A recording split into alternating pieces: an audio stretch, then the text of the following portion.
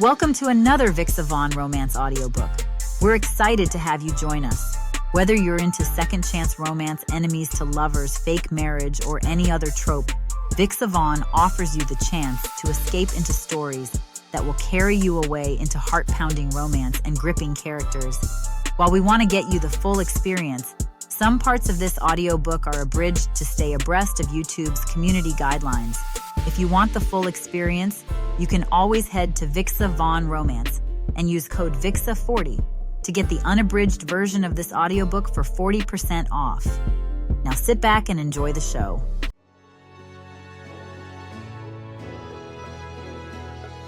Chapter 1, Zenobia. I'm on my third martini when Dina calls the bartender for her second daiquiri. Damn, Zen. You sure know how to handle your stuff? She tells me. I look at her with defeated eyes. Dina takes a sip of her cocktail. I know. I'm sorry. She looks at me with a small smile. Dina always knows what's up. When she invited me out for a drink, I didn't even waste a minute before saying yes. You've seemed so down these past few days, she said over the phone. That noticeable, huh? I asked. Girl, we've had lunch together 3 times this week, and every time all you ordered was a salad with no dressing. Who in their right mind does that? Hey, I ordered chicken strips that one time. Girl, I laughed. She's right. There's no point sulking over my big failure. It's better to end this chapter of my life with a celebration. We're at one of our favorite bars downtown, where the bouncer and bartenders know us by name. Another one's in? Adam asks from behind the bar, noticing the empty cocktail glass in front of me. I think I'll take a break, I say with a laugh. Can you bring us some nachos, though? How are you holding up? Dina asks me. Not good, I sigh. I'm screwed, Dina. I'm really screwed. You would think having my parents back me up over this whole thing is great, but no, it's worse. But I can't say anything because it's their money. It's their investment. I can't do anything but suck it up for the sake of the company. Yeah, working for your parents is probably not the best idea in the world. That's true, but it was the best way to get my company off the ground. I've tried for so long to find investors, but no one would bite. Why wouldn't they? My natural hair products for black hair are amazing, and that's tooting my own horn. I spent years perfecting them, even pulling in some friends willing to be my hair guinea pigs. I can't tell you how many screams I heard from friends after finding out a formula trial caused damage. To be honest, I did a lot of screaming myself. One product even caused a huge chunk of my hair to fall out. Thank God for wigs, am I right? Hair products for black hair are so few and far between in major stores, but they have such a huge market. I really don't understand why people are apprehensive about making it big. That's why I'm determined to be successful. When my parents came forward with a business proposition, I was just too happy to decline. They made it pretty obvious they were only doing it because they wanted me to stop. They realize how hard it will be for me, how I'll never succeed. They pretty much expected me to fail. I wanted to show my parents how wrong they were. Don't get me wrong, they were a huge help. Business boomed in the first few months. It gained so much traction, I was even interviewed in a few notable fashion magazines. Being a cover girl felt exhilarating. I sent copies out to my parents, but I don't think they even bothered to open them up. Then, other brands started picking up the hype and ended up making their own hair products for black women. I tried, but I just couldn't overpower them. They had marketing machines much too big for a relatively smaller business like mine. Our budget couldn't handle it. Sales started slumping, and they haven't gotten back up since. My parents started to doubt me and the company I worked my butt off for. I can't believe they were right all along. I am destined to fail at this. How am I ever going to fix everything? Think of all the workers I'll have to lay off. Without the company, I don't know what I'll do. They're even planning to take out a huge chunk of their investment, I say to Dina. How'd you know? Word travels fast, I smile. An employee of mine heard it through the grapevine. I take a sip from her cocktail and she gives me a look. I know that look. It's what Dina always gives me when she doesn't know what to say. Dina, I say, you don't have to. I know, she interrupts me. I don't have to feel sorry for you, but I just care about you too much not to. She gives me a hug, and I wallow in its warmth. It always feels nice to know somebody's out there to support you. Adam, Dina shouts directly in front of my ear, still hugging me tightly. I immediately break off from her arms. Jesus, girl. 2 tequila shots. 1 for me and 1 for my dear, dear friend, Dina orders. Cheers, I say when Adam comes around, holding up my shot glass. I down it with a slice of lime as Dina turns me around and moves her mouth closer to my ear. Okay, now let's play a game, she says. What game? You got a date to the wedding yet? Holy hell no. I forgot it was this weekend and Yeah, all that. Now is the perfect opportunity to find a guy. Here, in this bar, a stranger. Dina waves me off. We'll have Adam verify if he's a regular and if he's trustworthy. Right, Adam? She screams to the far end of the bar. No answer. We'll tell him later, she continues. I hesitate for a bit, but Dina's right. Again. No harm finding a date here. I scour the bar and see a group of guys in a booth. Screw this. Hey, Adam, I call over. Give me another shot.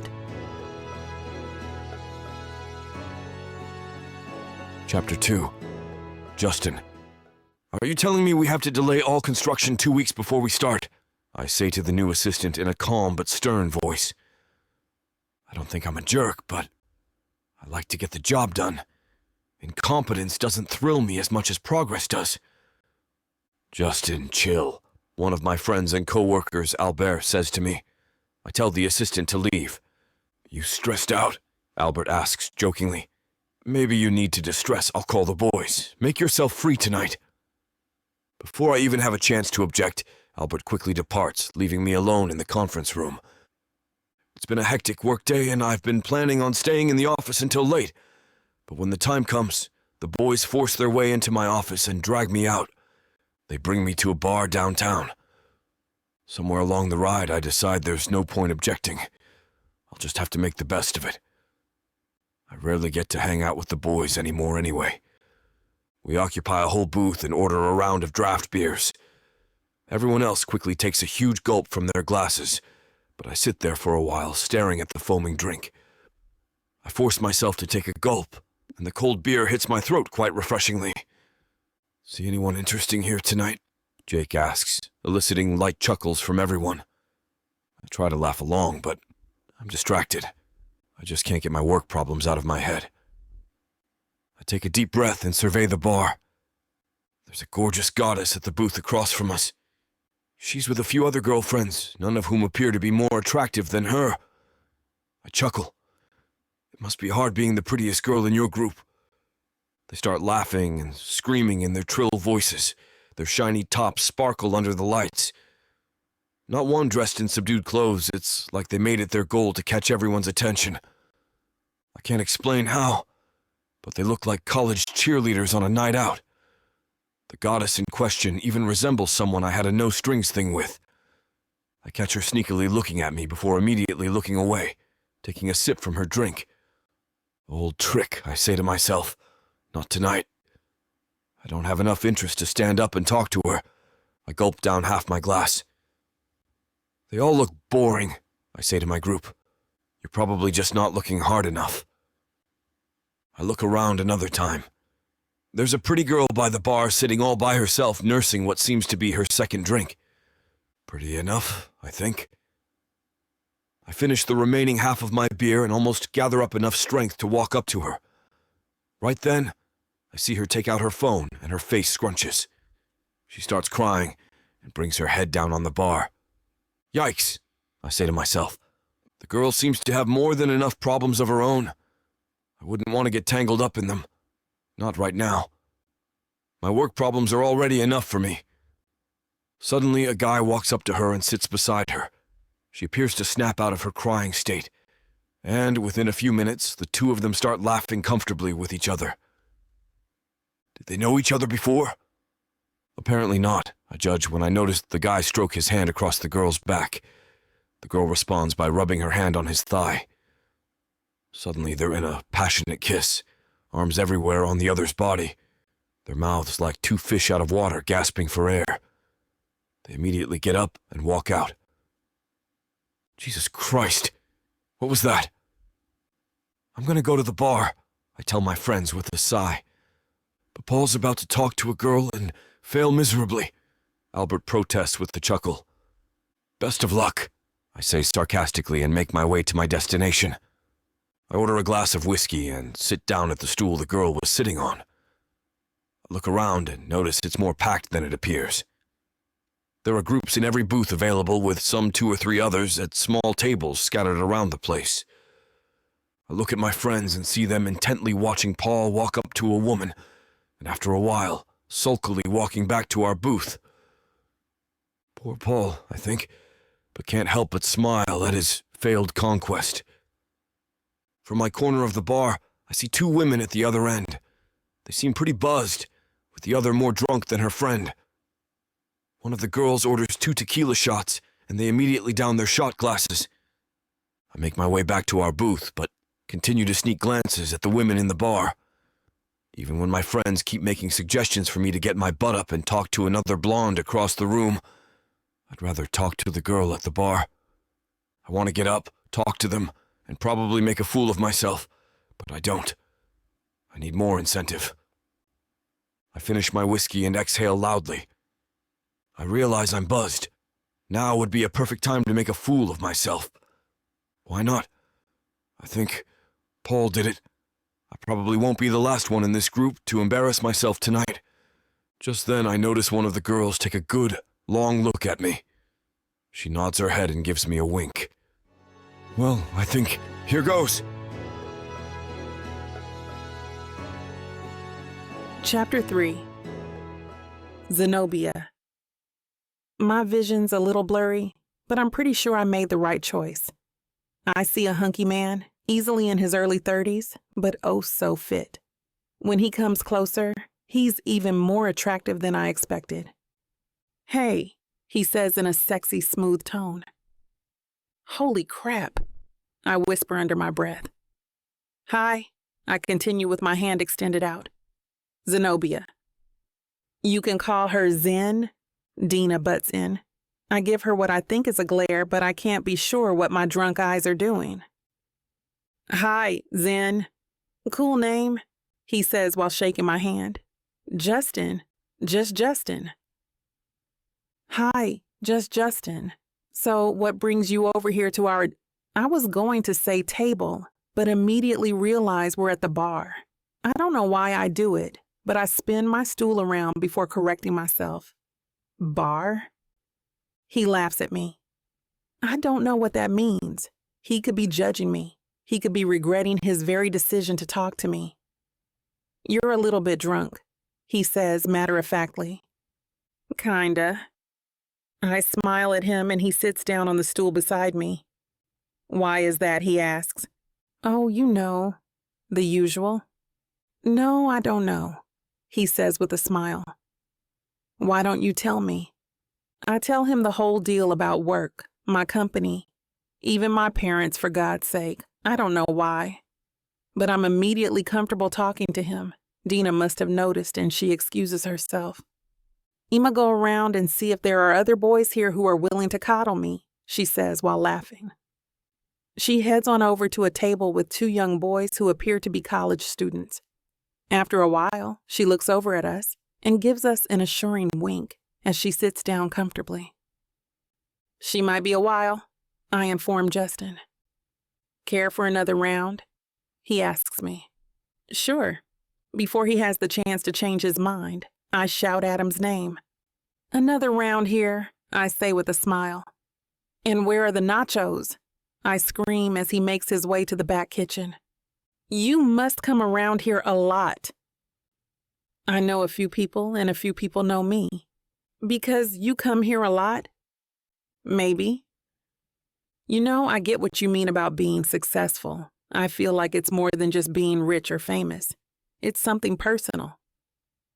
"Go on," I say, trying to listen intently while my eyes are doing their best to focus past the haze.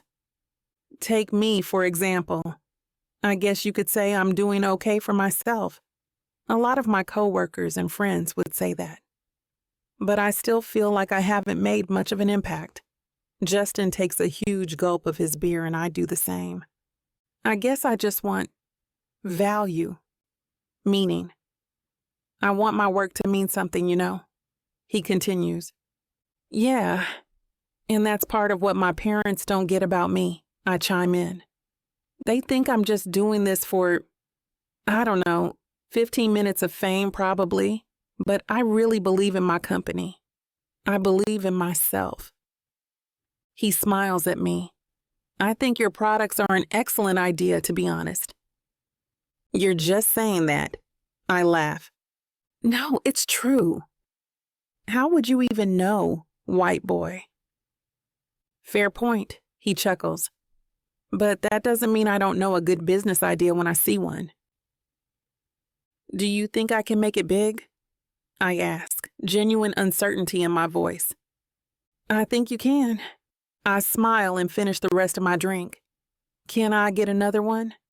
He laughs and orders another round. "I'm sorry, I haven't even asked what you do," I say. "Oh, just work. Business. I'm here with my coworkers and friends," he says while pointing to their booth. "Won't they be looking for you?" He looks over to them. They seem to be doing just fine without me. Besides, I'm talking to you right now. The statement makes me blush. At least, I think it does. It could either be that or the alcohol's really getting to me. I shouldn't have downed those last 2 shots. "Hey, what are you doing this weekend?" I ask.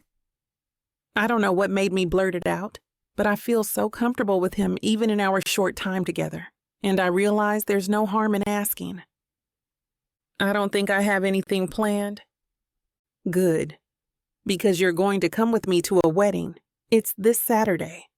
Wear something nice." "You're telling me you want me to be your date to a wedding?" "Why not? It'll be fun." "We just met each other tonight.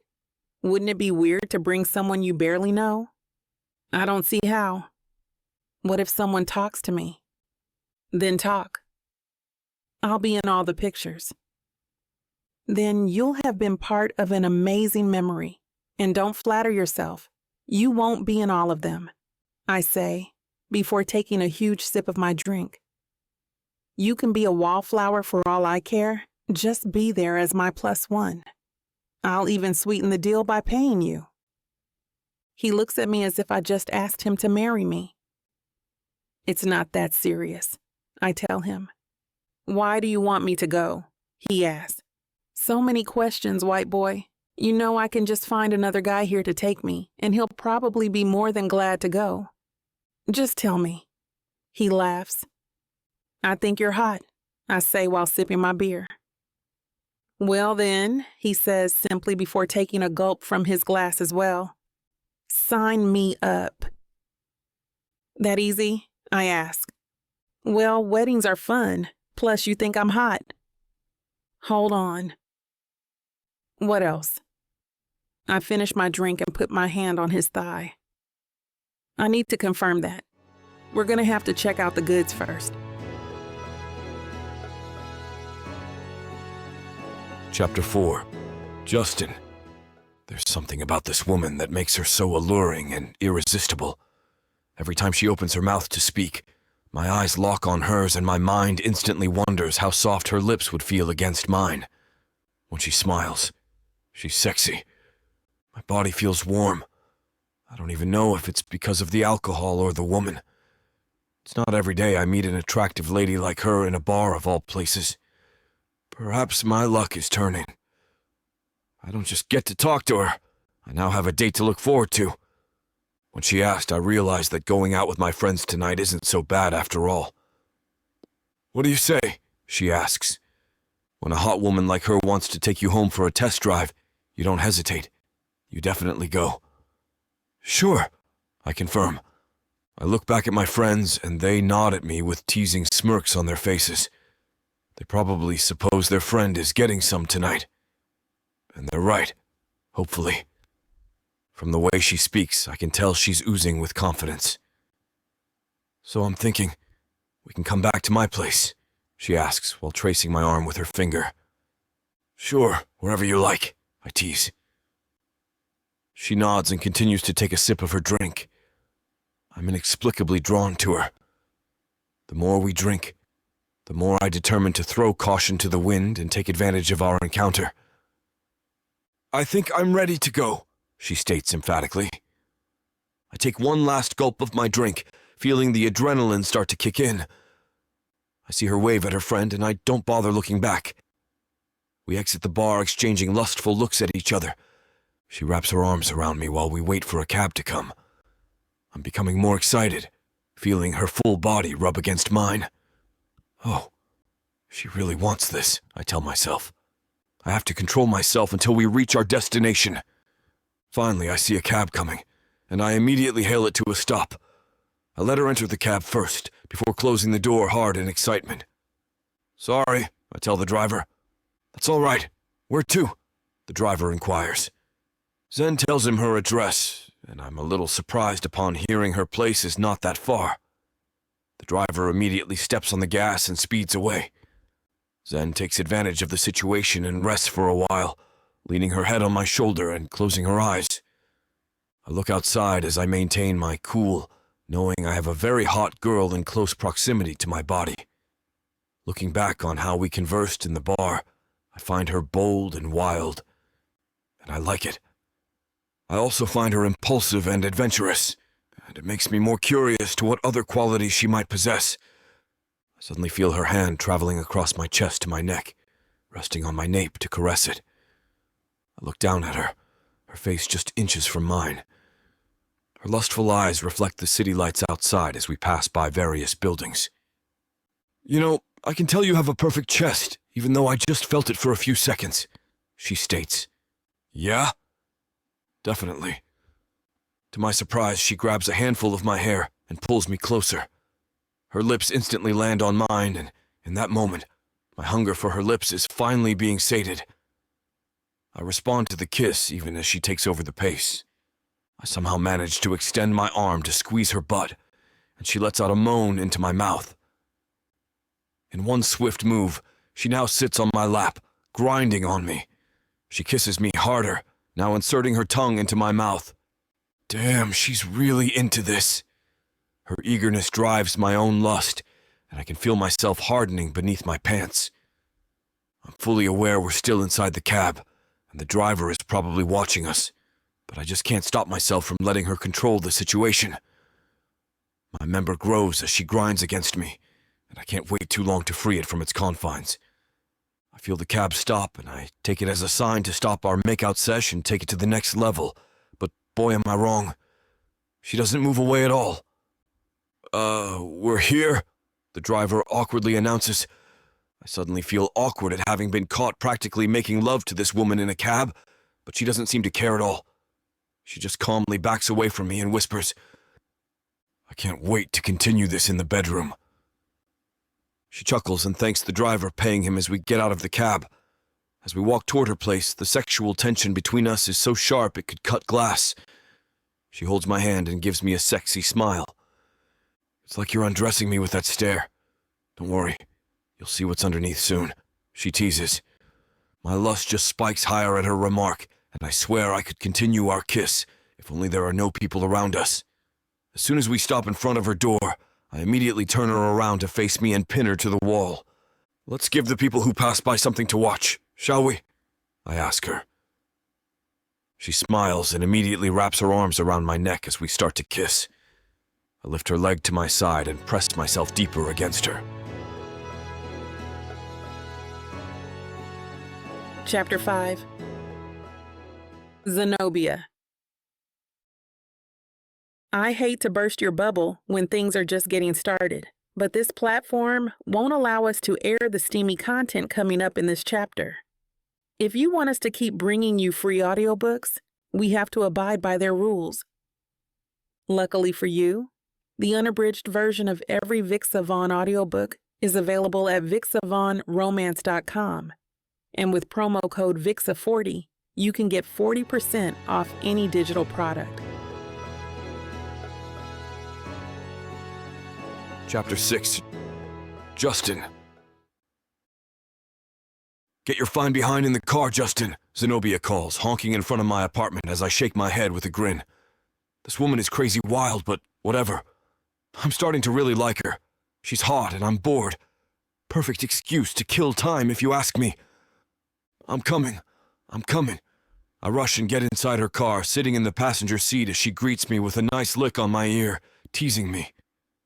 Is that an invitation to screw in your car? Nope, just getting you ready for the main event. I feel her hand on my thigh, and I'm starting to wonder who's wearing the pants in this, whatever it is. But that's probably another thing I like about Zenobia.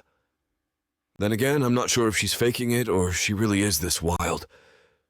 Either way, it doesn't change the fact that she's a walking, talking chocolate temptation. Plus, I already agreed to this arrangement. Today is the big day, the wedding she invited me to.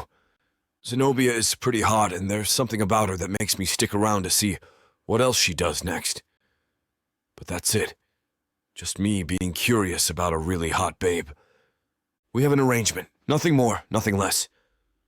We're two strangers who met at a bar, had amazing drunken lovemaking in her apartment, and made an arrangement to attend this wedding. That's it.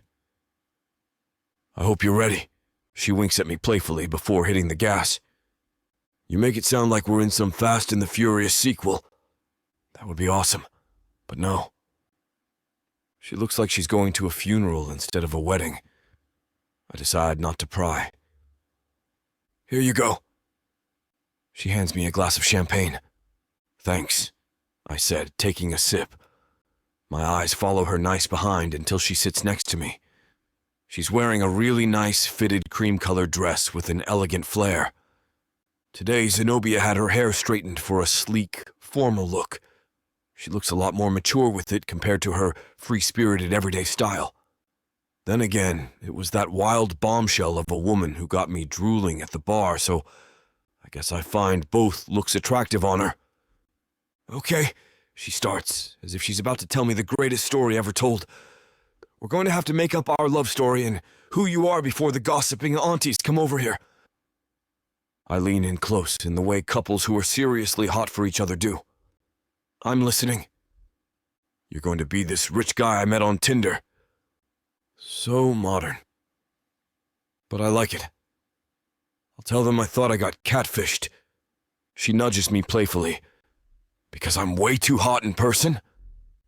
Maybe, I whisper in her ear, making her giggle.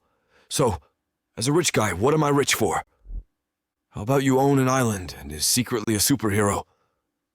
Sounds over the top, but I like it. I'm like Bruce Wayne? No, she flat out turns the idea down. You don't strike me as Bruce Wayne. Ouch! I hold a hand to my heart, pretending I got shot. I like Batman. Well, you're no Batman. If anything, you strike me as... She leans a little closer, her dark eyes searching my cerulean blue ones. Zenobia's so close. I can feel her breath brushing my skin. The people around us are probably thinking we'll kiss, but we don't. It's tempting, though. I can easily grab the back of her neck and kiss her right here and now. Captain America, she says with a wide grin. Really? Why is that? You have these kind eyes. Kind eyes, really. After everything I did to you last night. She shuts me up by pressing her index finger against my lips. The two of us snicker, remembering the mess we turned her apartment into the other night. I'm just saying that you're a lot kinder than you make yourself out to be. That and Captain America is actually calculative, and not just a Mr. Goody-Two-Shoes. She pulls away from me, taking a sip of her drink as she gives me a bashful smile. Seriously, she's an enigma. I can't help but be ensnared by her personality. She's like a drug that I can't help but be addicted to. Okay, serious talk though. You have a good business. She goes back to making up my backstory. How about I own a chain of restaurants in Sweden and I'm hoping to go global with it? Oh, and you sell the best Swedish meatballs and macaroni. I chuckle. This is actually fun. Making up this new life with Zenobia is ridiculously funny, and I'm laughing so much at how ludicrous our imaginations are. We've been dating for 3 months now, and I hope it will become something more long-term. Zenobia continues with the nicest laugh. I can even hint that I'm probably going to propose soon. I wink at her, and she seductively touches my beard with her 2 fingers. Oh yes, talk dirty to me. Tell me all that proposal stuff to get me horny. I play along and speak to her in a low bedroom voice. I'll go down in one knee and show you a big ring. She shivers and moans a little, but then we both snicker after that. God, she's amazing. Her sense of humor is at par with mine, and it's hot as hell. We continue making our fake love story more solid and convincing. The two of us double-check that there's no plot holes and no one will catch our little lie. The funny thing about this is she has no idea who I really am. A billionaire with luxury hotels in some of the most desirable places in the world. Chapter 7. Zenobia. So here I am, looking extra fine in the wedding I'm invited to, standing next to my very handsome date. The wedding is a snooze fest, but the good news is, I'm having a lot of fun with Justin. I really scored big time having this hunk as my date, because apart from being a dreamboat, he's surprisingly adorable and funny. One of my cousins, who also attended the wedding, approaches Justin and I. Hey, Zenobia, who's your date? My cousin Sasha loves stealing dates from other people, but hey, all of them were jerks anyway. Sasha, this is my boyfriend Justin. A pleasure. Justin shakes her hand casually. Zenobia has such a hot date. I'm jealous. She gives Justin her most alluring look. I'm flattered, but I'm the one with a hot date. Justin puts an arm around my waist, pulling me to him. I feel my cheeks burn at how sweet he's being. He really didn't have to, but I'm happy he did. He owns a chain of restaurants in Sweden, I add just to get my mind out of the gutter. Their Swedish meatballs and macaroni are to die for. Oh, well, I'd love to taste them sometime. Sasha isn't flirting much anymore after the gesture Justin pulled. Gosh, I can't believe my cousin is admitting defeat after being turned down by a potential target. In fairness to her, she doesn't push. She just waves at us and goes off to her next quarry. Once alone, I lean into Justin's ear and whisper, "Thanks. You really convinced her we're dating and in love." The two of us just chuckle together. Then we start whispering sweet, cheesy things in each other's ears, just to make it look like we really are a cute couple. At one point, the two start acting stupid and silly by the buffet table. People are watching us because we look like we're saying naughty things to each other, when, in fact, "Burger," Justin whispers. I pretend to get really turned on by what he said before whispering back, "Lasagna." Soon a group of my friends comes to us, probably intrigued. I mean, I would be if I see us together too. "Hey guys, meet my boyfriend." I emphasize just so they'll stop looking at Justin like someone they'd love to jump and eat. "Boyfriend, huh?" one of them says, her tone a little skeptical. That witch. Yes, this is Justin. Baby, my friends. Don't I know you from somewhere? Another chimes in. Are you a movie star? He's actually Captain America. I tease, subtly pinching his nice butt. Yes, that's it. You probably saw me with the Avengers. Justin grins. Oh, I guess, she says, finally dropping it. Probably her way of flirting. Where'd the two of you meet? Finally. A decent question. I smile at the guy who asked. Tinder. I swiped right and we matched. After a few more questions, Justin pulls me to the dance floor. I wave my friends goodbye. They are not going to our fake wedding sometime in the future, Justin whispers to me, and I giggle, feeling really warm and giddy. I love that we have this secret together. Wait, do you even dance? We'll find out. I shake my head as he starts with a dorky chicken dance. My hands cover my face as I try to hide my fake embarrassment. But then he pulls me close to him, his body pressed to mine as I momentarily feel our heartbeats thumping loudly against our chest. One of his hands finds the small of my back as he dips me, before pulling me up right after. You didn't tell me you're actually Antonio Banderas? I smirk teasingly. Justin just smiles at me, and he continues to move our bodies together, leading me into this really sexy tango. And the way his hand glides down my side, lifting my leg as he steps back a few steps, makes me hot all of a sudden. I can tell from his eyes that he's feeling something too, like our bodies are remembering the other night and how we screwed like animals during mating season. Then his other hand moves to the back of my head, gripping a fistful of my hair. I gasp sharply. The sensation of his fingers tugging my hair sends a shiver down my spine. Even though we're still on the dance floor, the two of us look like we're about to strip and perform another kind of dance all together. Justin spins me before pulling me back to him. His arms are now all over me, and I stifle a moan when he intentionally cups my crotch through my tight dress. My back is facing him, and I feel a hardness poking me. I think that needs to be taken care of. Captain? I think it does. Justin then presses his lips on my nape, and the thrill goes through my body, straight to my crotch.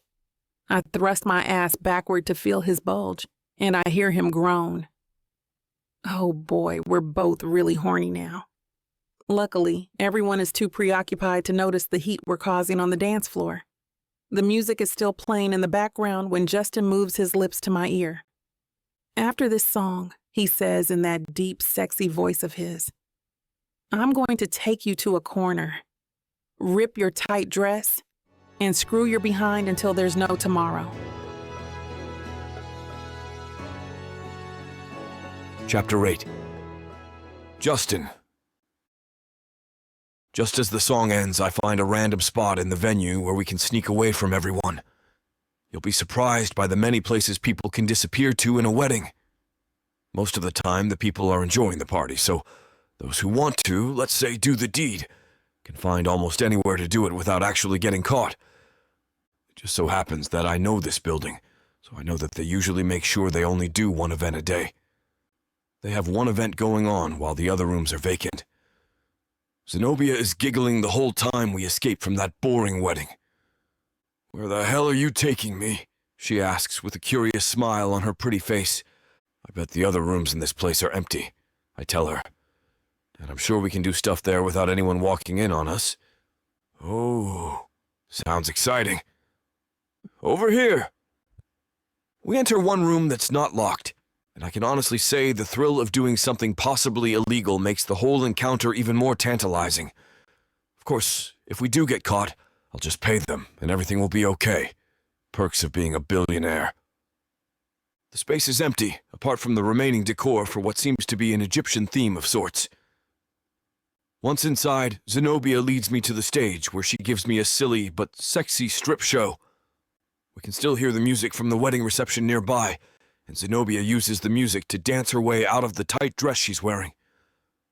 I watch her spin in lovely rose-colored lingerie. Then she kicks off her heels and turns around before removing her bra. She looks over her shoulder at me, a smirk on her lips. Oops, I dropped my bra. Just your bra? I smirk back as I finally join her on stage. If you want to know where this naughty scene is headed, you'll have to get it from BWWM.com. This platform has rules and guidelines that we have to follow in order to keep these free stories coming. Find any Vixa audiobook on our website and use code VIXA40 for a 40% discount to make up for these interruptions. Let's return to the story. I hope you're enjoying this audiobook by Vixa Vaughn. If you want to keep hearing more audiobooks, then please hit that subscribe button and like the video. It may seem insignificant, but the more people that subscribe, the easier it is to produce more audiobooks in the future. So please help us out and subscribe to our channel. Thank you for listening, and now back to your book.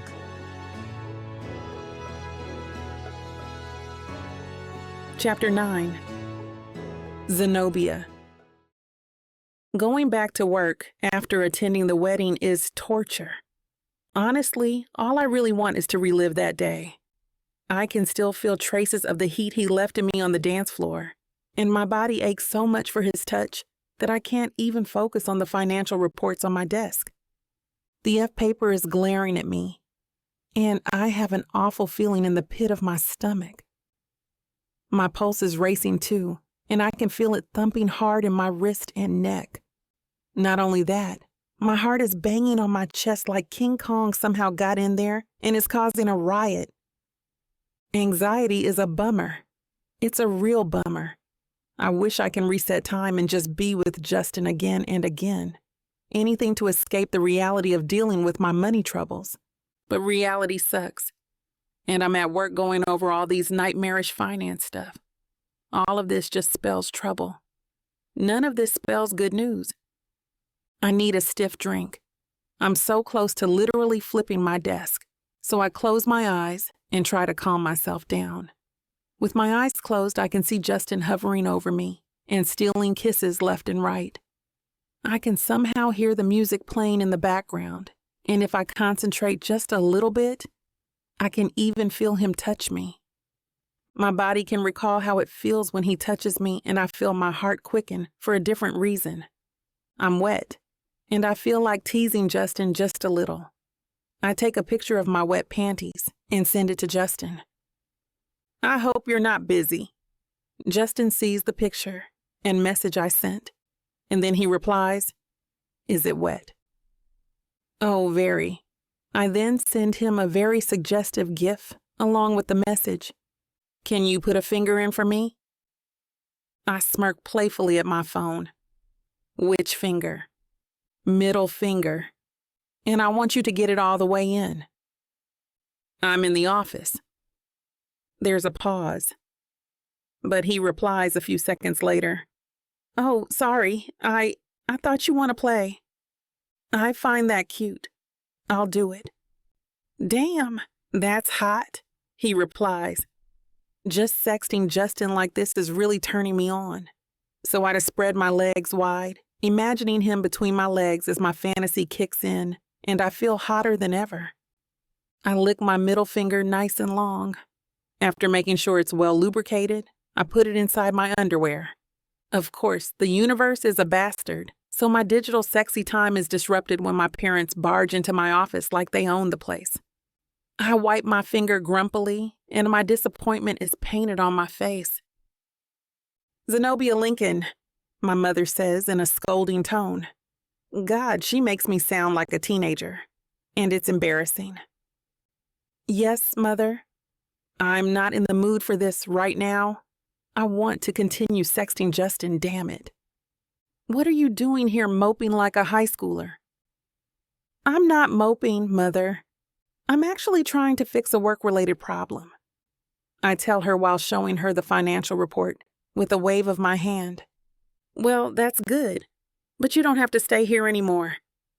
You're not making any sense, Mother. What your mother is saying is, my father interrupts the conversation with that condescending voice of his. We've decided to pull out our investment. What? My father folds his arms. It's just not working, darling. Look around. This business of yours is not good for your mother and I. Wait, you can't just decide to pull out your investment without talking to me about it? We're talking to you now, aren't we? My father is a jerk. My mother is a butthead. I'm doomed. That's not what I meant, Father. I'm saying you have to give me some time. You can't just come here and pull out. I have responsibilities to my employees. I'll have to reallocate my budget, not to mention the possibility of losing benefits for my employees. I'm trying my best to let them understand they just can't pull out without as much of a warning. It's irresponsible, and they're not thinking about the rest of us who will be affected by this. That's not our problem. My mother shakes her head. You're the boss, not us. We're just being smart, dear. Don't take it personally. It's just business, Zenobia. My father's reply makes my face twitch, and I swear to God I'm about to throw the table at him. You guys can't be serious. I try to be reasonable, I really do, but my parents are terrible. We are? The tone my father uses is final, and a second later he leaves with my mother just like that. I'm furious right now, so furious. I imagine myself getting an axe and going ape on both my parents. I'll probably trend on Twitter like Lizzie Borden, but this time, it's because my parents are terrible. I can't even concentrate now as I contemplate the bomb they just dropped on me. How can they do this to me? How can they just dump me because my business isn't doing so well? At the back of my head, my insecurities are rearing their ugly head. I wonder if my parents are right to do this. Maybe I deserve this somehow. And then the anxiety is back. There's a lead in my chest that's slowly killing me. I crumple the paper in my hand and throw it in the bin. I can't believe they just left me here alone to swallow this very bitter pill. Way to go, Parents of the Year. If I ever get married in the future, they won't be invited. Chapter 10. Justin. It's strange how life works sometimes. Here I am in paradise with nothing but beauty surrounding me.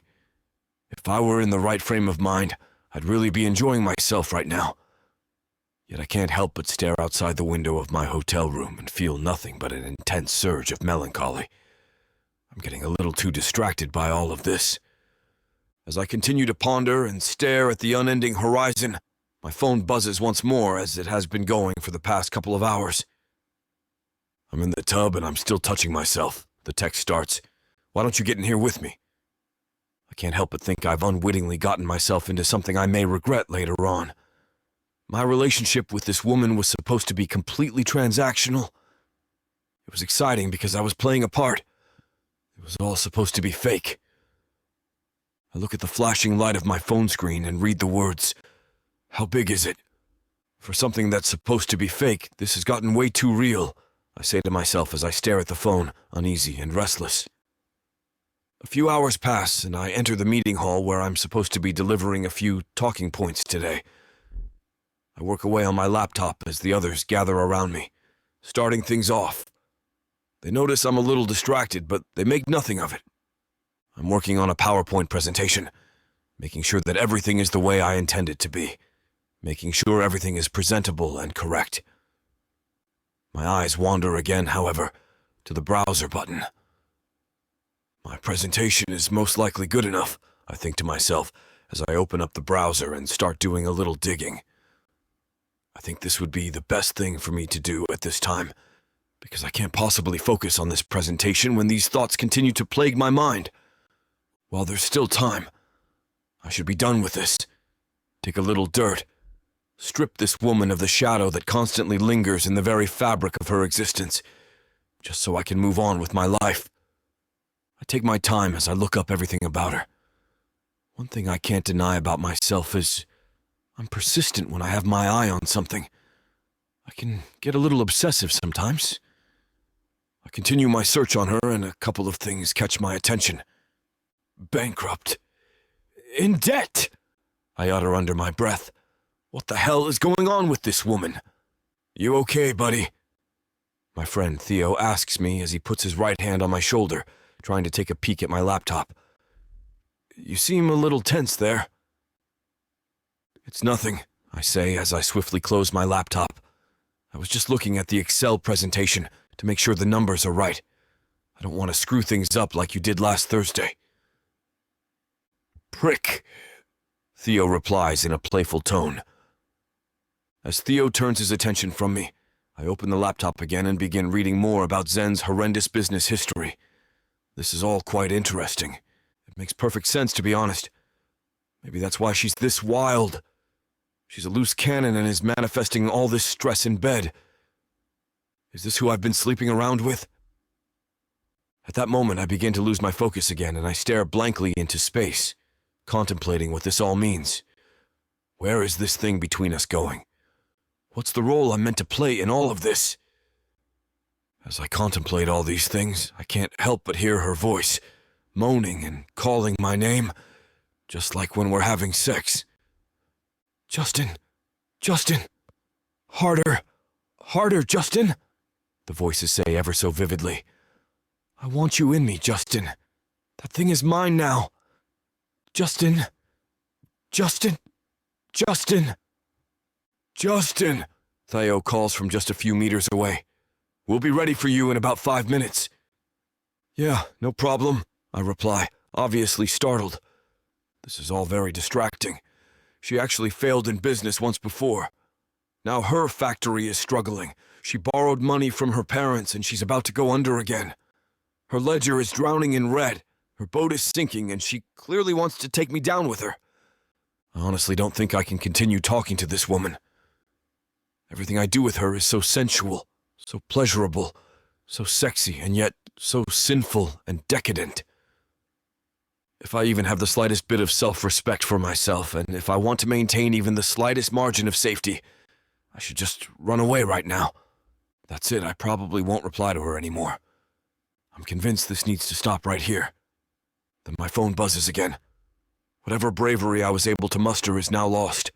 Whatever resolve I was able to conjure up at that moment has now failed me. Even without looking at the screen, I know it's her. She wants to bring me back into her decadence. Thing was the only word I can make out as I continue to stare at the screen of my phone. I don't even need to unlock my phone to know it's her. Why is she doing this? Why me? Does she know who I really am and is targeting me? Whatever the reason, I'll make it my business to find out. Chapter 11. Zenobia. What have I gotten myself into? I mutter under my breath as I sit in my office with my thoughts racing. Even though I've taken a lot of risks in life, I've never been this stressed. The thought of being a 2-time failure is haunting me, and I don't know how to deal with it. I've said time and time again how women are just as competent as men when it comes to business, yet here I am, about to fall flat on my face again. How can I possibly keep things afloat? There are so many people depending on me, on my leadership, my guidance, and most importantly, my funding. I can't deal with this right now. The thought of failing myself and all of them is absolutely maddening. I look around, and on the walls, I imagine 100 prying eyes looking at me, judging me, calling me a loser. Their cold, hot gazes pierce through me like a blade. Am I going insane? I'm afraid of being judged by people who aren't even present. I need to distract myself. As I continue to look around, my gaze suddenly stops at my phone. In that instant, my mind stills and the stress gets blocked out, as brief a moment in time as it may be. What if I begin. No, I shouldn't.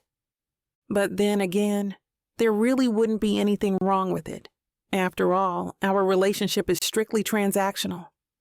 We're one thing, and for a while we pretend to be something else. There isn't anything wrong with that, so I don't see why we can't do it again. I pick up my phone, search for his name, and press the call button. A couple of rings in, and I end the call. No, I can't look needy. That's not me, I say to myself. I put the phone down and stare at it a little. I don't want this man to think I want him or a relationship with him. I'm just stressed out and want somebody to distract me. I don't want Justin. I don't need him. It could be with anyone. That's it. It could be with anyone, but at this moment, he's the most convenient person to contact. I pick up the phone again and start to text him instead, as I always do. Do you want to come over? It's pretty lonely and... I stop myself from typing further. There I go again, sounding needy and desperate. I delete all the characters I typed down so far. You busy? I send instead. I think that's a good text. I'm not insinuating anything by saying that. It's just a simple, open-ended text that could mean anything really. I'm not asking him explicitly to come over. I'm just going to leave that there and see how he responds to it. I'm not telling him to come over to screw or anything. I'm just asking a question. That's it. Several minutes go by, and I don't hear anything from him. Not even an emoji. Whatever. I don't really care. Maybe he's busy.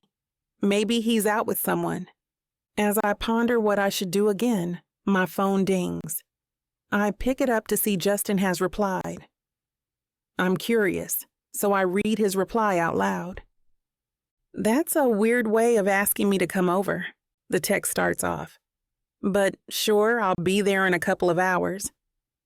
Though I don't appreciate how douchey that reply was, I'm glad he got the idea. I'm impressed, to be honest. I didn't expect him to interpret text the way I wanted him to. This is surprising, but welcome.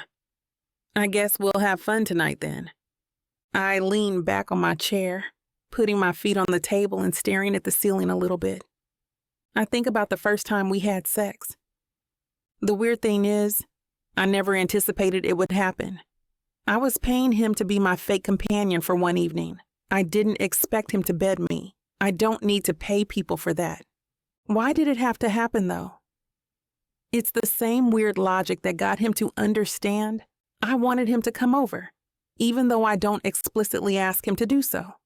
Is it possible he and I have a more intrinsic and unfounded connection that I'm just outright denying to myself? Also, I have to admit, that was some of the best sex I've ever had. My gaze wanders off to the glass of water sitting on the table. Little droplets are falling down from its base and onto the table. Reminds me of sweat, passion, exhilaration, and nasty, deplorable intentions. This is turning out to be better than I thought. Just a moment ago, I was plagued by nothing but stress and despair. Now I'm excited. Beneath my pretentious aspirations of being a shining example of female capitalism, in these moments, I can embrace what I truly am at a much more primordial level. A wild thing, a thorn-covered rose who wants to be admired despite the risk of pricking fingers and making people bleed. Justin knows how to keep secrets. I'm sure of that. That's why I let him in. That's why I let him dictate the pace every now and then. There's a knock at my door. I get up to answer, no longer harboring despair, but promise. A promise that tonight can have a few unexpected treats for both of us. Chapter 12. Justin. I get up and immediately leave the comfort of the bed I'm at right now. I know this is an impulsive move, but I do it anyway. Honestly, I'm glad she called me to come over tonight. I call the pilot, telling him I need to get home as soon as possible tonight, and he assures me he'll be where my jet is as fast as he can. At this moment, I'm eager to take a jet ride as I'm looking forward to seeing her face again. The pilot arrives just a few minutes after I come into the landing area, running speedily toward me. I nod at him as a greeting, and he smiles apologetically at me. "I'm so sorry, sir. Have you been waiting long?" the pilot asks. "I just got here." "No worries. Let's go," I command. As I'm making myself comfortable in my seat, I fish out my phone from my pocket, look her name up in my contact list, and send her a message. I just wanted to say I'm on my way, but I can't seem to type properly. I sigh when I finally manage to send her a text message. "Okay, see you," her message reads. I look at the dark sky outside my window, and I can't help but wonder why she wants to see me all of a sudden. But my mind is dwelling more on my decision to go to her this late at night, especially coming from far away. This is definitely not a smart move, and it's something only a crazy person would do. Crazy in love. But I'm not one of those people yet. Despite not knowing my specific reason for doing this, I go for it anyway. I just know for a fact I'm doing this willingly, and I'm happy I am. Unfortunately, I have to sit here with my thoughts while waiting to land. Maybe I'm already attached to her, I question myself. But as a strategic thinker, I cross that possibility off my mind as early as now. We have an agreement, and that's it. Although I really enjoy spending time with her in bed, I know it's just for fun. You don't want to get fully involved with her, Justin, I convince myself. I'm in my early 30s, and all I want is less drama in my life. If I were in her situation right now, of course I can definitely use someone to lean on. I just can't decide if our relationship warrants that I be that someone. But despite all my worries, I still want it to happen. Every flicker of light from my view somehow ignites my enthusiasm to be with her tonight. I imagine her patiently waiting for me and smiling when she finally sees me.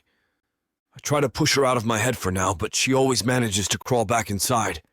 Even worse, her smile, her laugh, and her playful character are the things that keep repeating themselves in my head. I unconsciously smile, remembering the moments we shared during the wedding.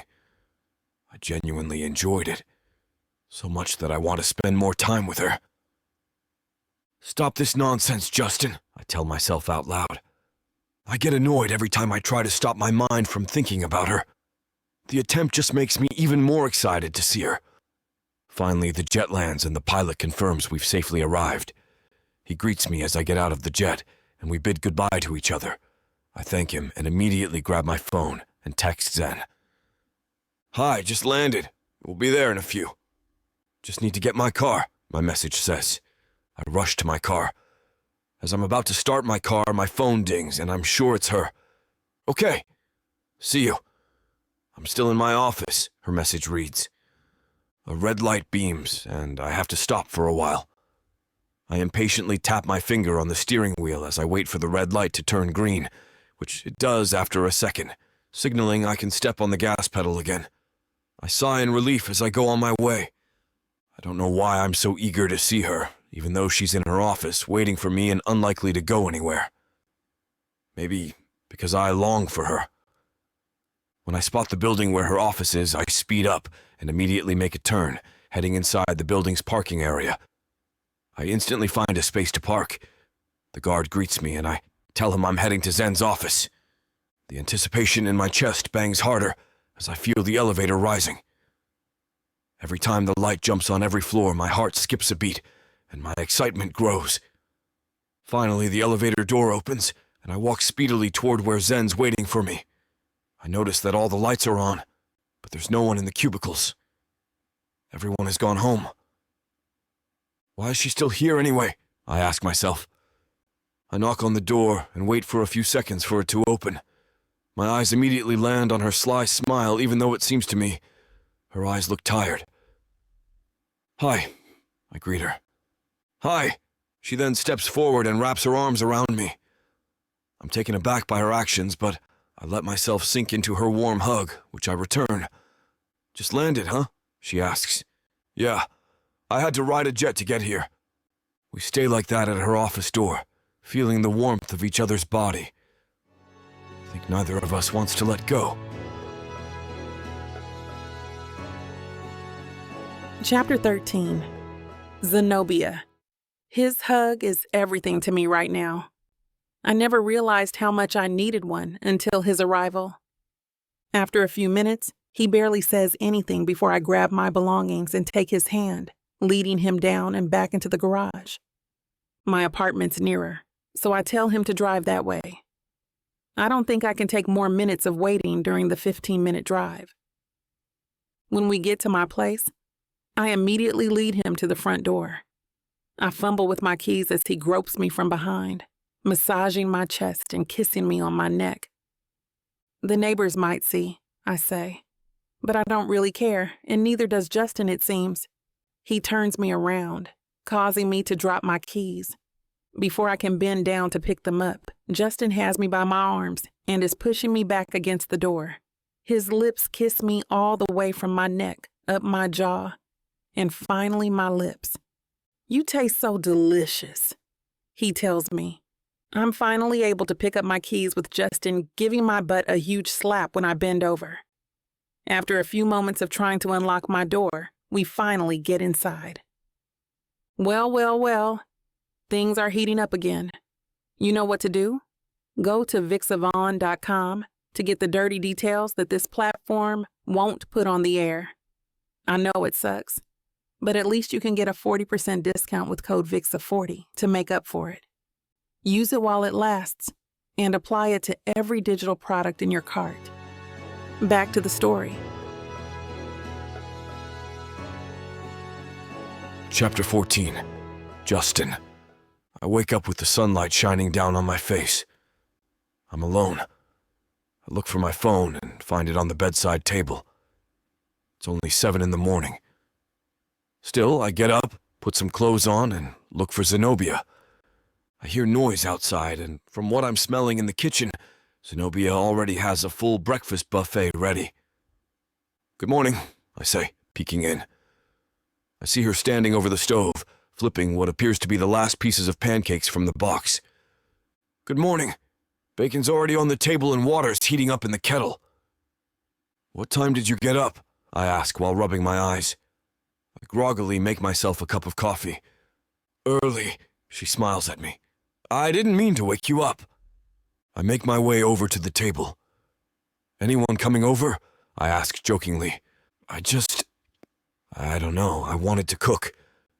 And I've been meaning to clean out my fridge," she says with a chuckle. "Do I have to finish all of it?" "Yes." Zen sits down across me. She starts putting a lot of food on my plate, and I don't do so much to stop her. I didn't want her to know I rarely eat breakfast, and when I do, it doesn't look like this. I start eating either way. No point letting good food go to waste. She cooks bacon just the way I like them, soft and just on the edge of being crispy. "So, how's work?" I ask her halfway through my first plate. I'm trying to decide whether or not I should go for seconds. Her face gets a blank expression as though thinking what to say. "Oh, she says softly. "No, I don't." I take another bite of pancakes and a huge gulp of coffee, not once turning away from her, but her eyes avoid locking with mine.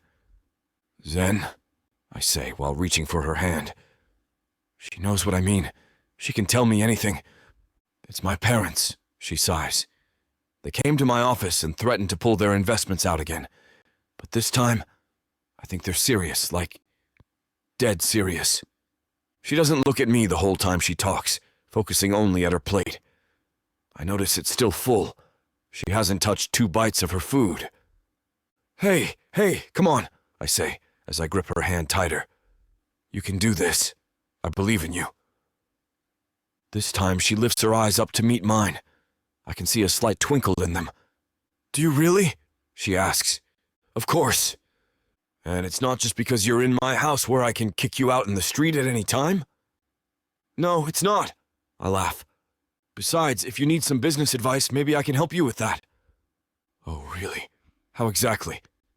I fall silent for a short while. I forgot I haven't exactly told Zen what it is I do. "Oh, business," I say, trying to sell myself short. "What business?" "Oh, "No, I don't," she answers back with a laugh. "How am I supposed to believe you can help me when you can't even tell me what your business is? Is it drugs? It's drugs, isn't it?" "Oh my God, I have a drug dealer in my apartment."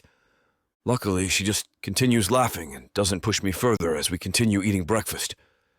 I look at her as she eats and think about how much longer I can continue keeping my life a secret from her. Why did I even keep it a secret in the first place? I ask myself.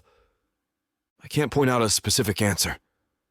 Maybe it's because she was having so much fun creating a backstory for me that weekend at the wedding.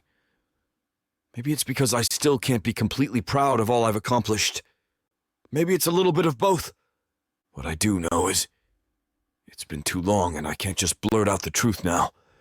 Not with how Zenobia's in such a tight spot with her own business. How am I going to help her if she doesn't know I'm successful? I guess I'm just going to have to be creative about it. Do you even know the first thing about black hair? She asks me after a while. No, I admit. Then you can't help me. That's true. But I know a thing or two about selling stuff. I told you, I'm a businessman. She laughs at this, and I try to keep a straight face. You can do so much, Zen, I say with sincerity in my voice. Like what? Like how? Okay, remember when we met? Like it was yesterday. You were drunk. So drunk. But you got me so interested in you that you immediately slept with me, she interrupts with a laugh. I'm kidding, she continues. It's true, but I kid. You can do so much with your charisma and sex appeal. I have charisma and sex appeal? She asks while making playful poses. Zen. Okay, but I can't seduce customers, especially if I'm drunk, because I'm pretty sure that would be harassment. You don't have to seduce them while drunk, I say, getting up and making my way to her side of the table. I hold her face in my palms. You're amazing. Just make your brand more about you. Show them how Zenobia Lincoln made her company so much better just because of who she is. There's one thing that your competitors don't have, Zen. It's you. Give her a light kiss on the lips. Chapter 15. Zenobia. Dina and I are about to have one of our regular weeknight dinners. I'm almost done putting on my makeup when I receive a text from her. Panino, it says. One word. Typical of Dina to leave the restaurant choice at the last minute. I've been badgering her about it since this morning, and all I got from her was, "Girl, I got this." And it's still too early to decide. I have to hand it to Dina, though. I love panino, and tonight I'm in the mood for their amazing beef Wellington. I finish getting ready, put on my final touches of lipstick, and call for a cab. When I arrive at the restaurant, Dina is already waiting at a table, and she waves for me to hurry on over. "Have you been waiting long?" I ask. "No, I just got here," she says as she takes a sip of her white wine. Her glass is already half empty. She notices me looking at her with a smirk. "I couldn't wait for you." She laughs and calls for a waiter. When he arrives, we order our food, seafood pasta for Dina, and "Another glass of this, please, and thank you." I get the beef Wellington I've been craving and a glass of matching red wine. "I hope you have a pleasant evening with us at Panino. I'll be ready to serve you whenever you need anything," he says after jotting down and repeating our orders out loud. "So," Dina says when the waiter leaves, "how are things?" "What do you mean?" "You know what I mean," she says. "Mr. What's his name from the bar?" I only look at Dina for a few moments, thinking of the right words to say. "It's okay," I say finally. "What do you mean it's okay?" she badgers on. "The sex?" "I told you," I say with a laugh. "It's okay." Goodness, Zen. It's like you don't even know anything about him. That's when it hits me that Dina's right. I don't know anything about Justin.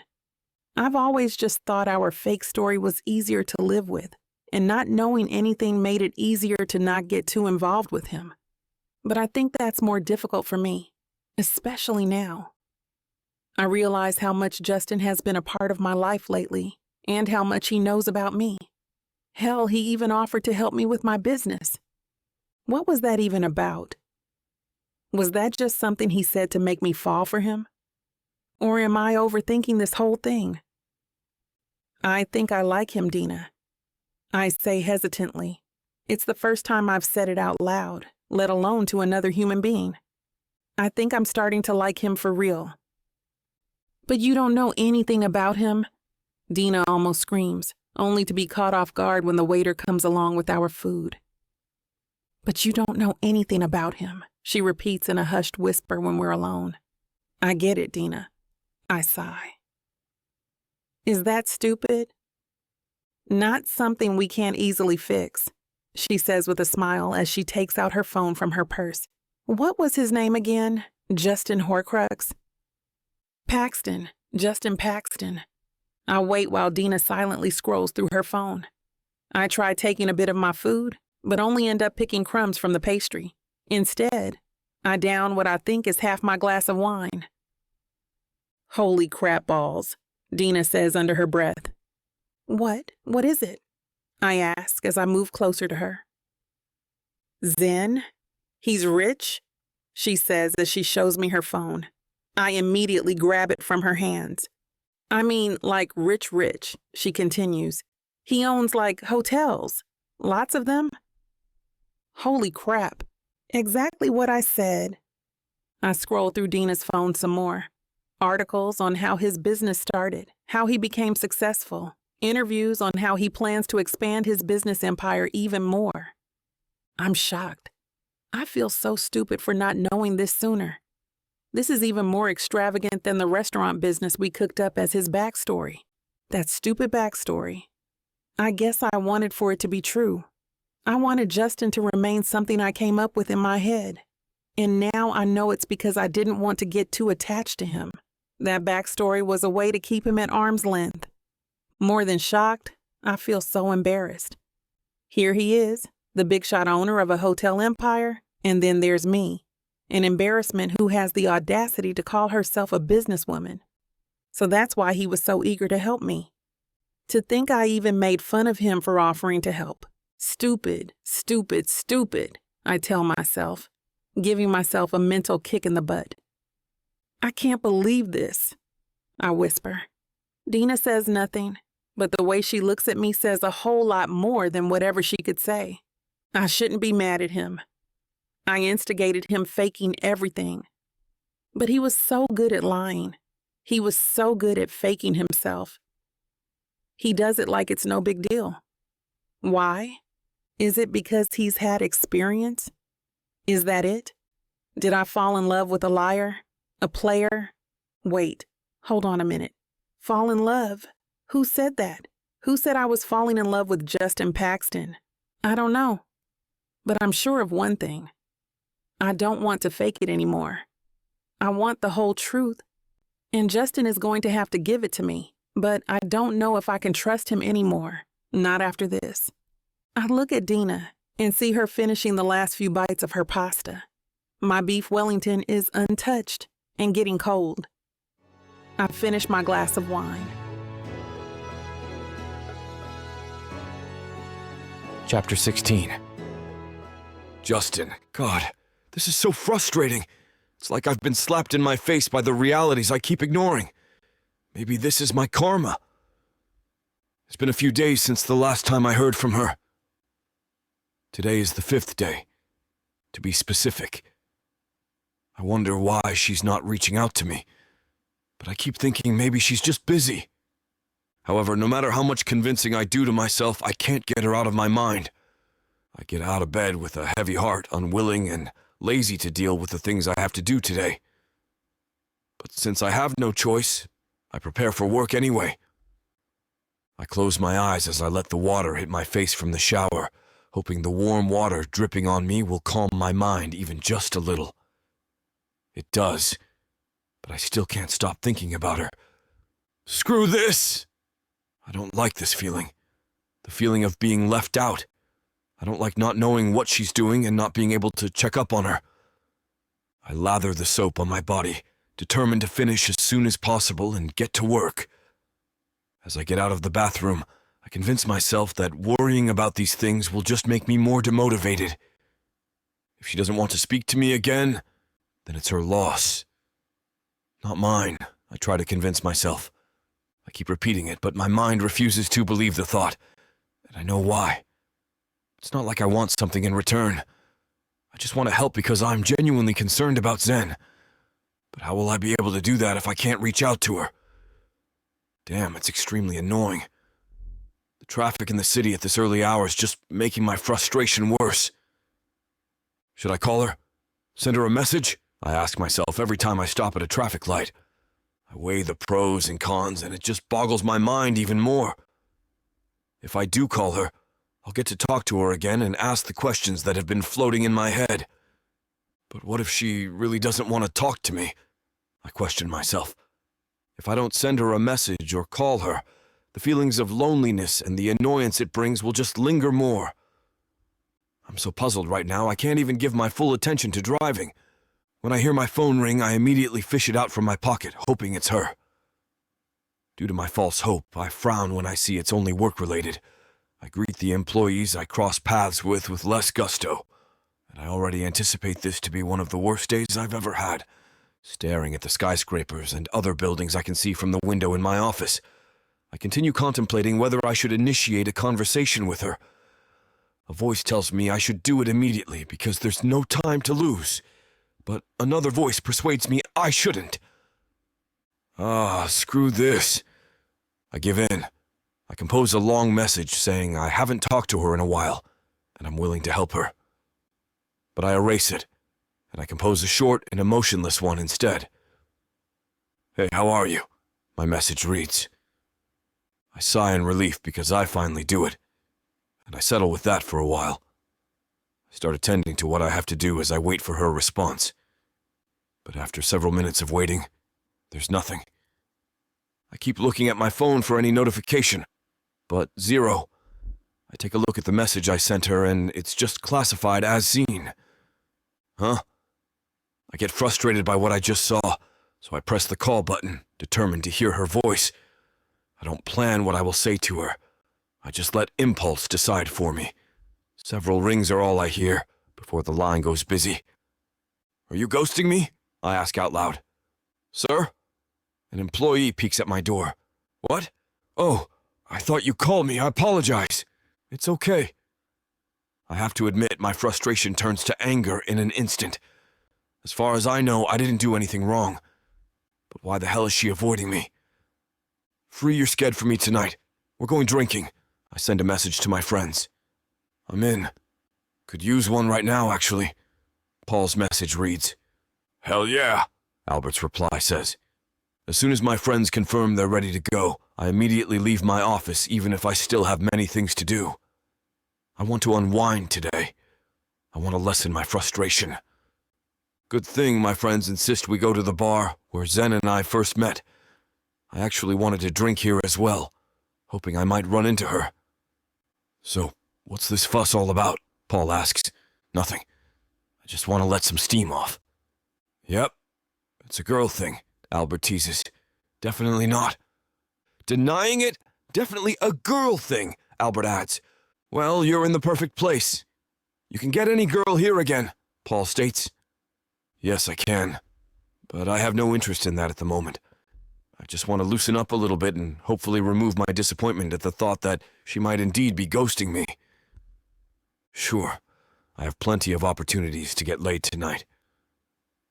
A few girls try to take a bite of me, but I just shrug them off. I have no enthusiasm to flirt with them right now. I see Albert trying to hit on a girl at the far right of the bar as Paul and I quietly enjoy our drinks. As the alcohol kicks in, I'm sure I'll become flirtier when someone else approaches me. When a girl does, I'm still as nonchalant as the moment we came to this bar. A group of ladies enter the bar, and my eyes immediately land on one of them. I instantly recognize that figure, especially that beautiful face. It's her. Damn it! Chapter 17. Zenobia. Zen, come on, Dina shouts to me, peeking in my room as I get my cute silver wedges out from the closet. You're already hot now, let's go. The men await us. Yeah, and the booze. Amy, one of Dina's co-workers, is joining us tonight, along with 2 others we'll be meeting in the bar. Hold up, just making some finishing touches. I look in the mirror, pinching my cheekbones, and then double-checking the lip gloss I added as an afterthought. Yeah, this should do. I tell myself, making a little turn in the mirror as I check out the shiny purple dress, which shows just the right amount of curves at every angle. That's right. I'm determined to find a random guy to screw, just to finally forget and move on. I need this. You're hot already? Come on, girl, Dina whines. All right already, I'm coming. I roll my eyes and take my purse. Uber's here, let's go, girls. Amy takes me and Dina by the hand, and we leave my apartment without a second more to waste. Amy is already flirting with the driver, shows her goods off in that skimpy top she decided to wear. He looks like he's just being polite and friendly, and in need of some saving from the interaction. Well, that's gonna be me later, so I better stop thinking about it too much. Hey, Dina grabs me to whisper in my ear. You sure about this? I'm not going to be some playboy billionaire's plaything, so yes, I'm doing this. It's been what? 5 days? Practically a week when I learned my fake boyfriend is actually a rich guy. I feel dumb for being so honest with a damn liar. Fine, it's unfair. We're in a fake relationship and we lied about a lot of things. But that was with other people. I always thought the two of us were at least honest with each other, that we were partners in crime. But no, I was probably his temporary toy. I won't let him be the first to leave me. I'm leaving first. That's right. Justin Paxton, billionaire philanthropist playboy. You're no Captain America. You're a second-rate Iron Man. I sigh at my reference, but it's the best I can do at the moment. Once I get some alcohol in my system, I'll be good. I have to be. Hello, boys. Come and get me. Becca, one of the girls joining us, declares her hunt the moment we step in. I'm going to get wasted, I tell them. I'll be at the bar. Oh, come on. You have to come with us. Amy clings to my arm. I will. I just really need to get drunk first. I pat her head and walk off. Behind me, I hear Dina tell the others not to worry and that I need some time for myself first. She really watches out for me, and I appreciate her so much. The music is booming, and I feel like the lights are getting me high. I squint and try to get to the bar alone. What the hell is with these lights tonight? I stumble on something big and hard, and the next thing I know, I'm surrounded by 3 men with stupid grins on their ugly mugs. Not going to get gangbanged by these idiots. They're not my type. So excuse me. Hey, cutie, where are you going? One of them asks. Sorry, I'm just going to the bar, alone. I try to tell them off in the nicest possible way. Unfortunately, they're too dumb to get it. These guys are thinking more with their members than their heads. We'll get you whatever ladies drink you want, girlie. The other, more lithe-looking dude says, I'll buy you anything. I can buy my own drink. I'm getting pissed now. Oh, come on. The first guy grabs hold of my waist. We're just being nice. The other guy is at least quiet, but I can tell those eyes are already undressing me. I try to get away, but I'm in a very bad spot, and the girls are too far away to see me in this predicament. Sure, I'm here to have fun and find a guy, but this is not what I want. I said, let go. Hey, she's not interested. A familiar voice speaks up in such a demanding voice. The 3 guys stop and look at the source. Damn. No way. This is not happening. I will my face not to turn and look, but my body moves of its own accord and I do it anyway. There I see Justin looking pissed and ready to throw a punch, but despite how angry he looks, he seems to have a dignified presence about him that makes the other guys let go of me and turn to him. Piss off, the quiet one finally says. 2 other guys come up behind Justin, and they look like they're ready to mess these 3 up bad. Hey, you brutes better stay away from my friend. Dina and the girls finally join in. I think the guys get it now, so they disappear into the crowd. I'm glad, but the last thing I expected is to see him. I'm not ready for this. At that moment, all I see is him. And my heart aches in a terrible way. I feel like crying. He tries to come to me, but I run. I mentally apologize to Dina and the girls, but I'm sure she understands. I don't stop when he calls me. All I want is to get out of there. Why the hell are you still following me, you idiot? He is so persistent. But I avoid him until I'm out of the bar, looking desperately for a cab, when I feel him grab my arm and pull me to him. I hope you're enjoying this audiobook by Vic Savon. If you want to keep hearing more audiobooks, then please hit that subscribe button and like the video. It may seem insignificant, but the more people that subscribe, the easier it is to produce more audiobooks in the future. So please, help us out and subscribe to our channel. Thank you for listening, and now back to your book.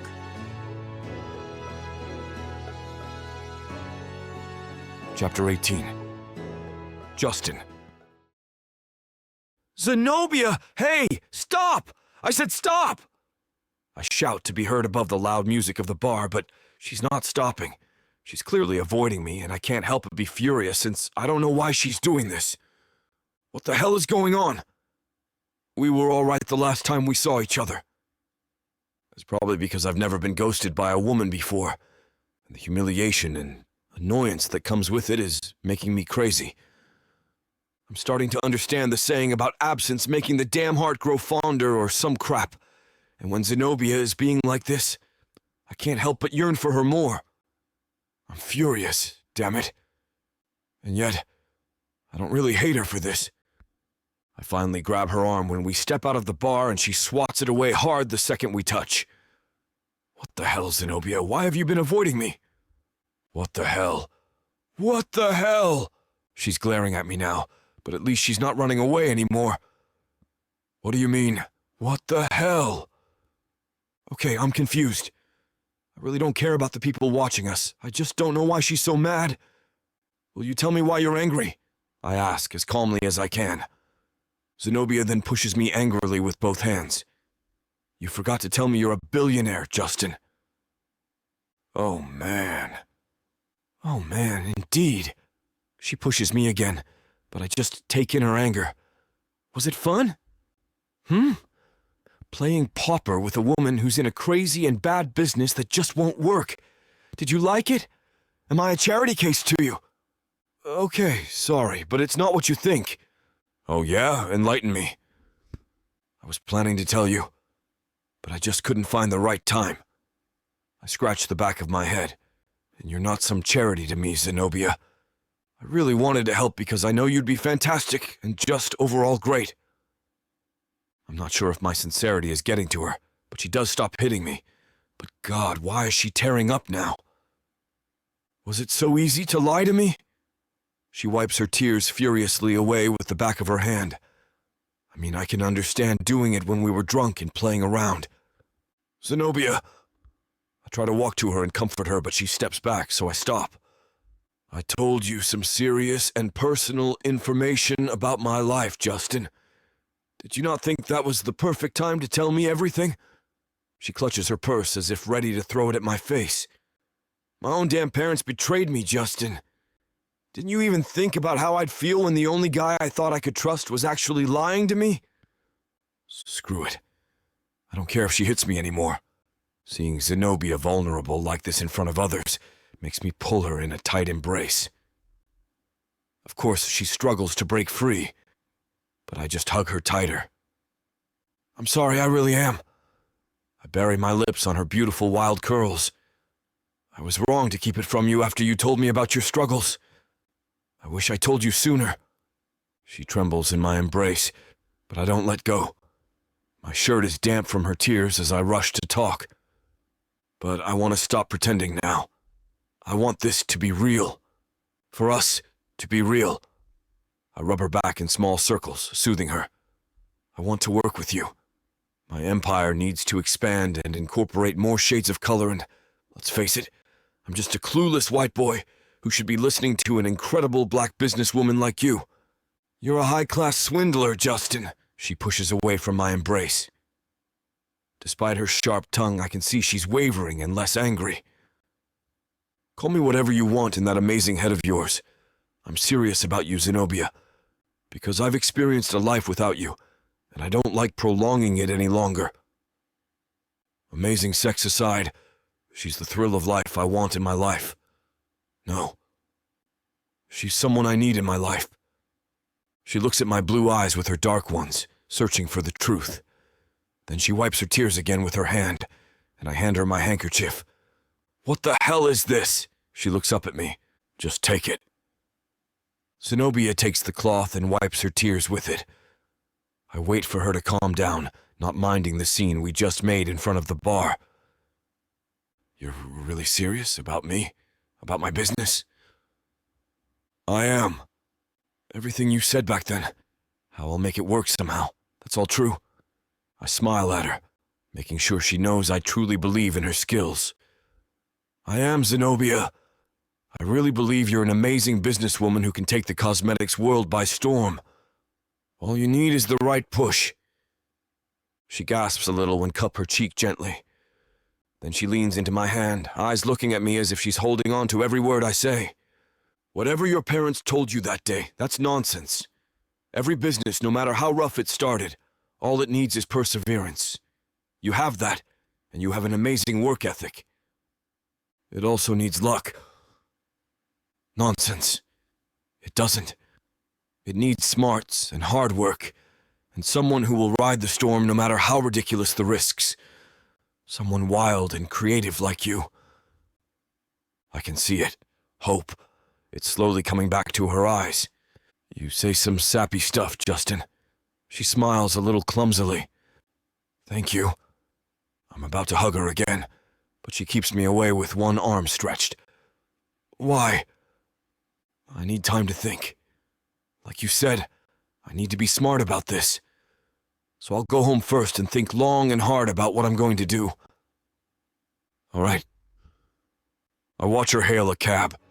And just like that, she's gone again. Chapter 19. Zenobia. I dare not look back for fear of telling the driver to stop, so I can run back to Justin like a Netflix original romantic movie. A story about forbidden love, with the man who's secretly a billionaire saving the woman's behind. The end. As tempting as it is to accept Justin's offer, right there and then, I know I cannot just jump into his arms and have wild sex in the streets. No, I need to think about this long and hard. I don't plan on making Justin wait too long, but I need to be alone with my thoughts until I sort things out. Back then, as Justin poured his heart out to me, I could tell he's not lying, and for the first time, I feel like I saw the real him, the one I've yet to meet. I'm in the backseat of the cab as I start thinking about my options. With his offer, I know my business will soar, because unlike my parents, Justin actually believes in me and my skills. For a billionaire to say he sees my potential is enough for me to get back to the grind. My hand still carries his handkerchief. I stare at it for a good long while before pressing it against my lips. Why I'm doing this is beyond me. I love the scent of his perfume, which remains woven into the fabric. Justin always has this scent I can't get enough of. It reminds me of sunshine, and it always comforts me in ways I never expect. Honestly, though, why was I so mad when I learned he was a billionaire? Of course I felt betrayed, but I knew he must have his reasons. It's not the first time a man has lied to me. Heck, my parents lied to me about their support, and yet here I am without it. Is it because of that? Maybe. I look out the window, watching the cars pass by as the nightlife in the city continues whether or not I'm participating. But such is life. I've learned that whatever happens to me, the world won't stop. It will keep spinning and moving one, with or without me. That's just how life works. Life isn't cruel or unforgiving. No, it just doesn't stop for anyone. Alone in my apartment, I can hear the buzzing of the city outside my window. I'm a mess and I'm not really sure what to do. Why can't I just accept his offer? If anything, I can use him as a stepping stone. I sigh. That's not it. I'm hesitating because it's pretty obvious why I'm hurt in the first place. why I trembled earlier in his embrace, and why I'm not so eager to jump into his arms, even if my body wants to. Back then, we were just goofing off and playing around. No strings attached, just plain fun. So when did it start? When did my heart start to race at the mere thought of him? I roll in bed, remembering the night we made a love nest out of this very bed. The guy really knows how to please a woman. Not the time, Zenobia. I scold myself. Back to the topic at hand. You're in love with him. So why not go to him and just let love take the reins?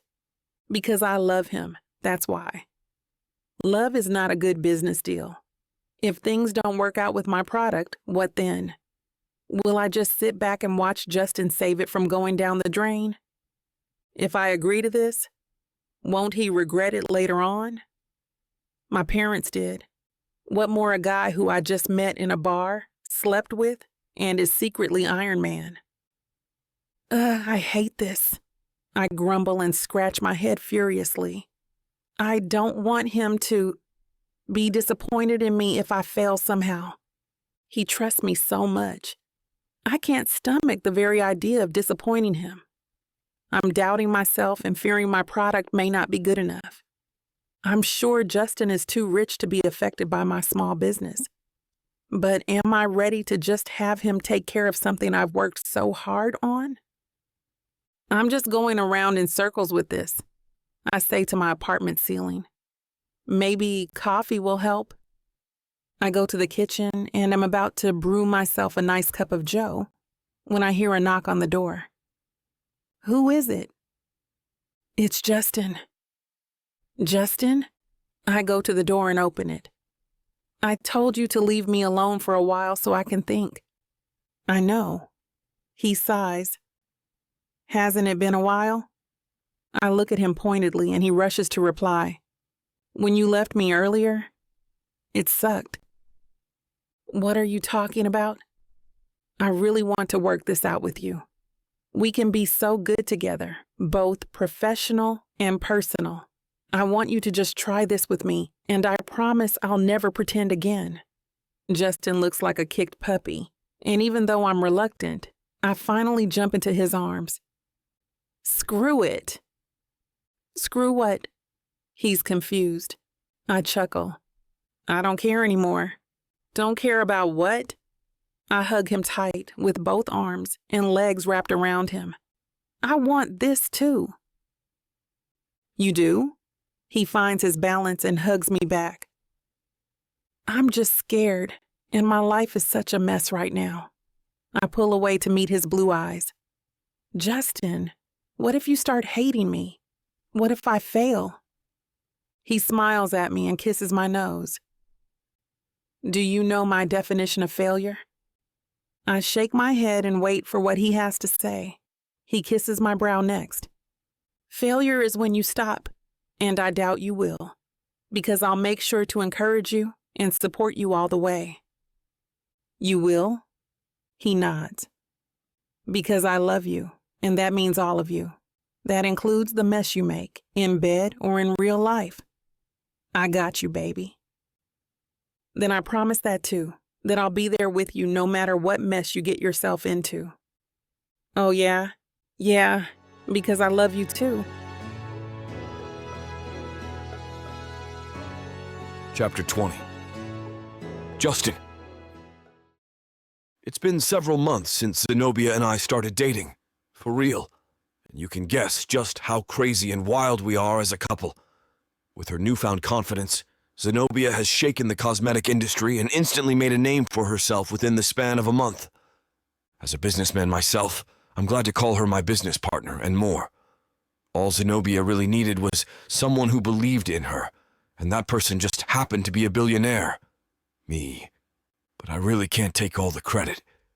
Even without my help, Zenobia has the ability to become a success. She just happens to have parents who ended up screwing her in the end. She's been a mess, all right, and the family drama initially followed her in her success. Luckily, she had enough of her folks dragging her down, and she eventually cut ties with them. But if she happens to one day forgive them, then I'm right there with her. as I am now, holding her waist as we exchange sweet kisses on the rooftop of the house we bought in Beverly Hills. Kissing on the rooftop like this is dangerous, she says between kisses. Isn't that the main reason we're doing it? I reply before biting her lower lip. Because we like the danger. I lift her up and spin her around. The sound of her soft giggles are music to my ears, and I just love hearing her so happy. You're crazy, she tells me with the sweetest smile. I am? Well, you're crazier for dating me and living with me. That's true. She kisses me this time deep and passionate. But we both know you take the blame for making me crazy in the first place. Her kisses grow heated, and I can feel her breathing change as we kiss some more. Damn. I can never get used to how hot and horny she can get, and I love it. Let's get back inside the house so I can do you. She chuckles. Or I'll do you. Oh yeah. How so? She leans toward one of my ears, nibbling it playfully before whispering. I ordered this new toy online. No. I'm kidding. She giggles again. Her mischief knows no bounds. I was going to suggest I ride you. Yes. It takes only a few minutes to get inside the house again.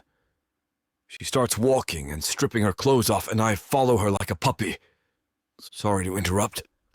I know no one likes missing out on a spicy grand finale, but unfortunately this platform won't allow us to air what's about to happen next. To make up for this, we're offering a 40% discount on the full unabridged version of this audiobook when you go to VixAvaughnRomance.com and apply code VIXA40 at checkout. Thank you for listening to Vix of Vaughn Romance.